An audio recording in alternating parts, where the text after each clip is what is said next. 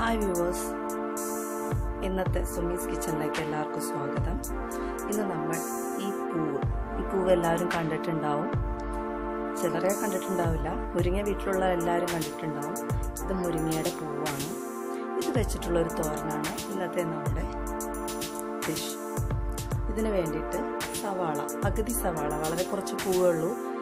ചെറിയ മുരിങ്ങയൊക്കെ ആണെങ്കിൽ നമ്മൾ 2-3 ദിവസം ആയിട്ട് പിറക്കി ഫ്രിഡ്ജിൽ വെച്ചാൽ നമുക്ക് ഇത്ര പൂവൊക്കെ കിട്ടുള്ളൂ.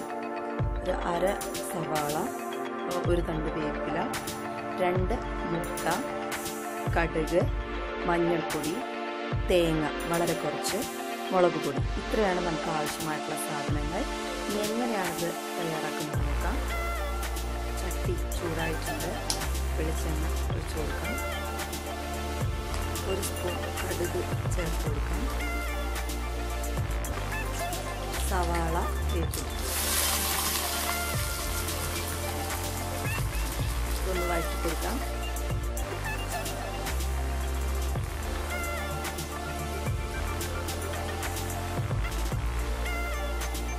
അങ്ങനെ നമ്മുടെ സവാള വഴന്നു കഴിഞ്ഞു. നമുക്കതിലേക്ക് ഒരൽപ്പം മഞ്ഞൾപ്പൊടി, ഒരു അല്പം മുളക് പൊടി. ഒത്തിരി ഒന്നും ഇടണ്ട, അധികമൊന്നും, കുറച്ച് പൂവേ ഉള്ളൂ നമുക്ക്. ഇനി നമുക്കിതിലേക്ക് നമ്മൾ മുട്ട 2 എണ്ണം നന്നായിട്ട് അടിച്ചു വെച്ചിട്ടുണ്ട്, അത് ചേർത്ത് കൊടുക്കാം.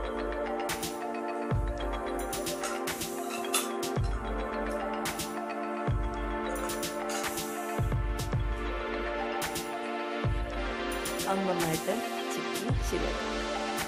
നമുക്കിതിലേക്ക് നമ്മുടെ പൂവ് ചേർത്ത് കൊടുക്കാം. പൂവ് ചേർത്ത് നന്നായിട്ടൊന്ന് ഇളക്കിയതിന് ശേഷം നമുക്ക് ഉപ്പ് ചേർത്ത് കൊടുക്കാം. ആവശ്യത്തിന് ചേർത്ത് കൊടുക്കാം. പൂവ് കുറച്ചേ ഉള്ളൂ, അതുകൊണ്ടാണ് നമ്മൾ 2 മുട്ട ചേർക്കുന്നത്. ഇത് അടച്ചൊന്നും വെക്കേണ്ട ആവശ്യമില്ല. ഒരു 5 മിനിറ്റ് നമുക്ക് തുറന്ന് ഒന്ന് ഇളക്കി കൊടുക്കുമ്പോൾ തന്നെ പൂവ് റെഡിയാവും. അവസാനമായിട്ട് നമുക്ക് തേങ്ങ ചേർത്ത് കൊടുക്കാം. ഇത് എത്ര ടേസ്റ്റിയാണെന്ന് പറഞ്ഞറിയിക്കാൻ പറ്റില്ല. അങ്ങനെ നമ്മുടെ മുരിങ്ങപ്പൂട്ടും ഇവിടെ റെഡി ആയിരിക്കുകയാണ്. ഇതിൽ പൂവ് കാണാൻ പറ്റില്ല, കാരണം പൂവിനേക്കാളും കൂടുതൽ മുട്ടയാണ്. എന്നാലും ആ പൂവിൻ്റെ എല്ലാ ഗുണങ്ങളും ആ മുട്ടയിലേക്കും കിട്ടിയിട്ടുണ്ടാവും. പൊതുവെ മുരിങ്ങയുടെ എല്ലാ സാധനങ്ങളും ഗുണപ്രദമാണ്. പൂവ് അതുപോലെ തന്നെ ഗുണപ്രദമാണ്. നമുക്ക് എല്ലാവരും ഇങ്ങനെ ഒന്ന് കിട്ടുമെന്നുണ്ടെങ്കിൽ ട്രൈ ചെയ്ത് നോക്കുക. Thank you viewers. Thanks for watching.